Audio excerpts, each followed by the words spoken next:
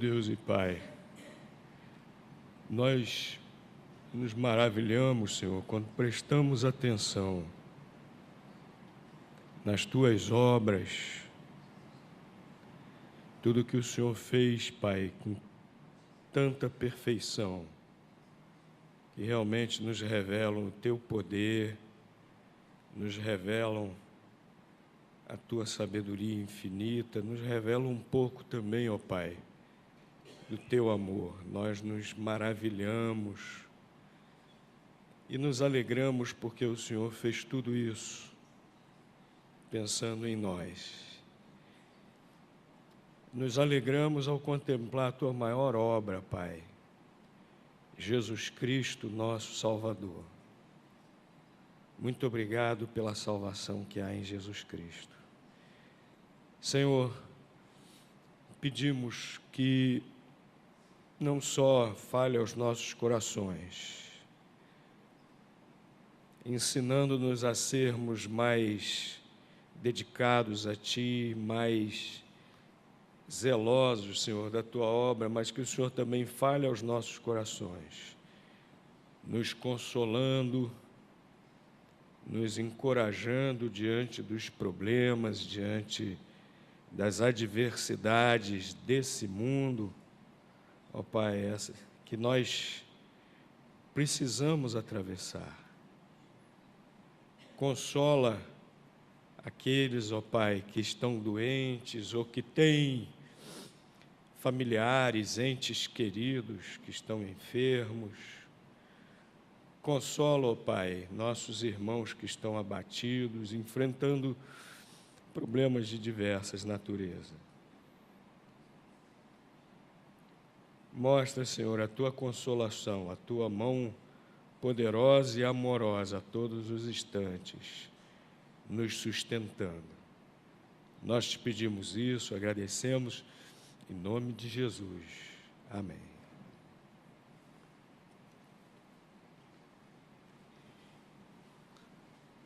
Os irmãos, por favor, abram suas Bíblias. Evangelho de Lucas, capítulo 12, versículo 32. Evangelho de Lucas, capítulo 12, versículo 32.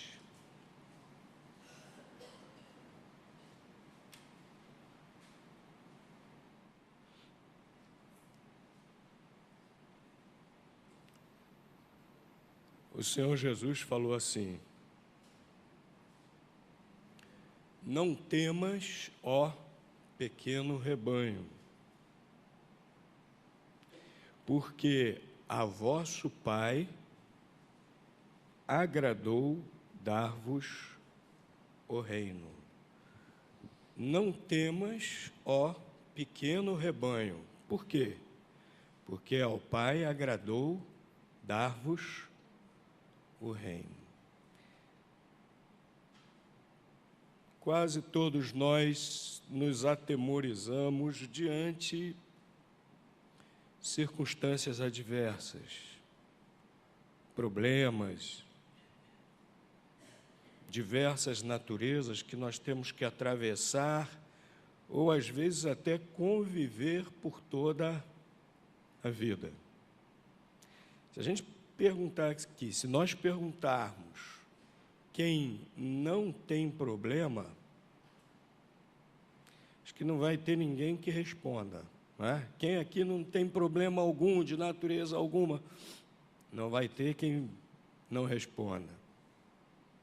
Se inverter a pergunta, quem tem problema, todos vão dizer que tem, de uma natureza ou de outra, de uma intensidade ou de outra, não é? O próprio Senhor Jesus nos avisou que no mundo nós teríamos aflições. A palavra de Deus diz que tudo foi criado perfeito e bom, né? Nós lemos no livro de Gênesis, quando Deus terminou a criação, que Ele contemplou, conferiu tudo, e diz lá, viu Deus que tudo era bom, tudo era bom. Mas quando o ser humano pecou e abriu a brecha, abriu a oportunidade para que o mal entrasse no mundo, a criação foi transtornada, o ser humano foi corrompido, a criação foi transtornada e o mundo hoje não é mais exatamente como Deus criou, como Deus planejou, como Deus desejou que fosse para nós. E nós vimos a palavra de Deus domingo passado à noite, que nós estamos peregrinando no meio desse mundo imperfeito, que muitas vezes nos surpreende de maneira que nós não gostaríamos que fôssemos surpreendidos. Problemas de natureza diversa, há enfermidades, há violência, há pobreza, há injustiça social, há intolerância religiosa que cresce assustadoramente por todo o mundo, especialmente em relação aos cristãos. Eu não sei se os irmãos viram noticiário essa semana, lá no Iraque, a segunda maior cidade do Iraque, tomada pelos rebeldes, que são muçulmanos fundamentalistas. Os cristãos foram espancados, torturados, ameaçados e receberam um ultimato, que deixassem a cidade, de preferência deixassem a região, de preferência deixassem o país, senão seriam mortos. E alguns deles chegaram realmente a serem mortos.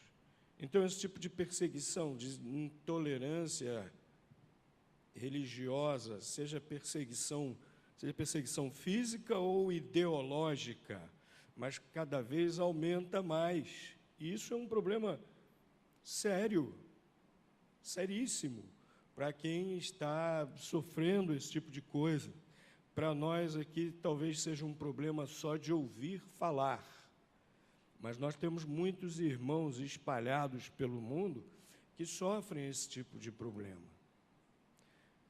São muitas as adversidades, os problemas que nós enfrentamos. E, obviamente, nós não enfrentamos os problemas com um sorriso. Oh, que maravilha, está muito bom, está uma bênção sofrer isso tudo. Fazemos isso? Não. Quem gosta de sofrer? Eu acho que se eu fizer essa pergunta é outra pergunta que ninguém vai responder. Quem gosta de sofrer? Ninguém gosta. E é natural. Às vezes há crentes que querem aparentar uma pretensa superioridade espiritual, não é? Que ficam querendo tirar onda. Estou passando uma tribulação assim, mas graças a Deus que Ele está me mandando esse sofrimento e tal. Não é bem assim, não. Nós sabemos, muitas vezes por experiência própria, que quando vem a dor, nós gritamos. É natural isso. Agora, o crente, qual é a vantagem do crente, mesmo na hora do sofrimento? A consolação, o fortalecimento da parte de Deus, a certeza de que Ele está conosco. E é a respeito disso que o Senhor Jesus está falando aqui nesse versículo, quando Ele se dirigiu aos seus discípulos. O Senhor Jesus, nos capítulos anteriores, ele já havia avisado aos seus discípulos que eles enfrentariam problemas. Jesus, nos capítulos anteriores, ele já tinha dito uma coisa muito importante para eles temerem, para eles tomarem cuidado com aqueles que não só podiam matar o corpo, mas que, pior que isso, podiam também levar a alma para o inferno. Jesus advertiu os seus discípulos, então, em relação àqueles religiosos judeus daquela época, que perseguiriam os crentes. E aqueles que não eram realmente firmes, aqueles que ainda não eram realmente convertidos a Jesus, esses poderiam titubear, não aceitar a Cristo e a alma ser levada para o inferno por causa da perseguição. Jesus advertiu os seus discípulos a respeito da perseguição.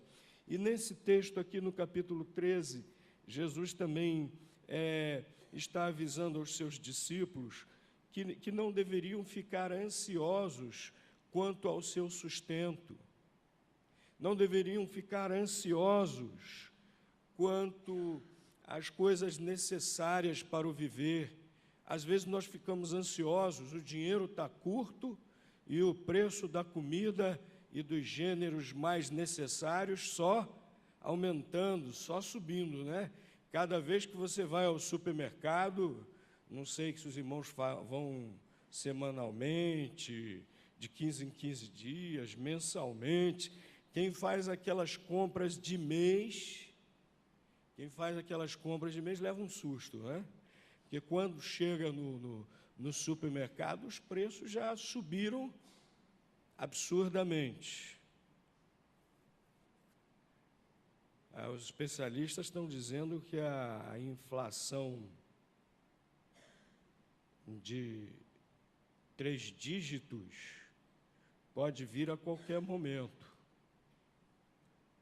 porque o nosso governo está se endividando muito. Nosso governo está se endividando muito. E estão fazendo aí ginásticas mirabolantes, Banco Central, etc., para tentar conter a onda, a tendência inflacionária.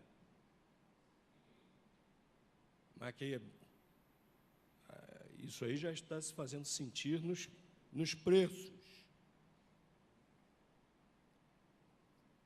E aí você vai ao supermercado e vê os preços subindo, os salários não acompanham. E tudo sobe, e você já fica naquela preocupação, ansiedade. E Jesus estava falando justamente a respeito disso. Não fiquem ansiosos a respeito dessas coisas que são necessárias.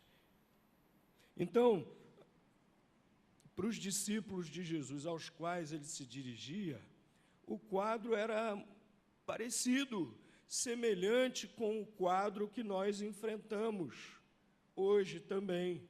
Problemas de diversas naturezas, enfermidades, etc. A possibilidade da perseguição pelo simples fato de sermos cristãos, a dificuldade para sobreviver, para ter o pão de cada dia. Mas Jesus os tranquiliza. E essa palavra de Jesus tranquilizando os seus discípulos serve para nós também. Não temas, ó pequeno rebanho, porque o vosso Pai agradou dar-vos o reino. Não temas, ó pequeno rebanho. A que Jesus está nos comparando quando nos chama de pequeno rebanho? As ovelhas que são cuidadas, que são amadas, que são protegidas pelo seu pastor. Pastor de ovelhas tinha um relacionamento todo especial pelas suas ovelhinhas. Eles criavam as ovelhas principalmente pela lã e pelo leite, não pela carne. Dificilmente um pastor de ovelhas matava uma ovelha para comer. Dificilmente, só se fosse um dia de grande festa, só se fosse para levar ao templo para sacrificar a Deus. O pastor tinha uma relação de, até vamos dizer assim, de afeto com suas ovelhas. Ele amava realmente as suas ovelhinhas, cuidava, protegia, alimentava. O Salmo 23, falando do pastor, diz: a tua vara e o teu cajado me consolam. Não é? Uma era para puxar a ovelhinha quando ia desgarrando do rebanho. É para puxar de volta, para ir empurrando de volta para o rebanho quando iam caminhando. E a outra, a vara. Para que era a vara? A vara era para bater no lobo quando estivesse chegando por perto. Era para botar o lobo para correr e proteger suas ovelhinhas. Davi, quando foi atender o desafio do gigante Golias, o que ele declarou quando Saul olhou para ele assim, viu aquele rapaz novinho? A Bíblia diz que ele era pequeno e de gentil aspecto, né? Carinha de garoto. Davi era novinho ainda mesmo, né? Então aquela carinha bonitinha, diz que era ruivo. A Bíblia diz que ele era ruivo, pequeno, não era um grandalhão, fortão, né? E aí o rei Saul era grande. A Bíblia diz que ele sobressaía do ombro para cima, né? As pessoas batiam no ombro do rei Saul. Rei Saul, aquele camarada grandão, acostumado a guerrear, olha para aquele rapazinho e não coloca fé nenhuma nele. O que Davi disse para ele? Que havia matado um leão e o que mais? Um urso, para proteger as suas ovelhinhas. Então era esse tipo de relacionamento que o pastor tinha com as suas ovelhas, com o seu rebanho, de amar, de cuidar com carinho, de proteger. E Jesus está dizendo que nós somos o pequeno rebanho de Deus. Com isso, o que Jesus está querendo dizer? Que Deus cuida de nós. Deus nos protege. Nós somos alvo do amor, do cuidado, da proteção de Deus, seja quais forem as situações, seja quais forem os perigos. No rebanho de Deus, sob os cuidados de Deus, nós estamos protegidos por Ele. Seja quais forem as situações, mesmo que pareçam as piores, nós estamos sob o cuidado, sob a proteção dEle. Nós fazemos parte do rebanho de Deus. Por isso, nós não precisamos temer. Agora, Jesus também falou uma outra coisa aqui que nos traz também muita segurança, que afasta também o nosso temor. Jesus disse: não temais, ó pequeno rebanho, por quê? A vosso Pai agradou dar-vos o reino. Jesus aqui está nos dando a certeza, a segurança da vida eterna. Ao Pai agradou dar-nos o reino. Jesus está falando isso se referindo ao céu, se referindo à vida eterna. Seja o que for que nós tenhamos que atravessar aqui, seja qual for o problema, seja qual for a dificuldade, seja qual for o sofrimento inimaginável, só pode saber realmente o que alguém está sofrendo se sofrer também a mesma coisa, né?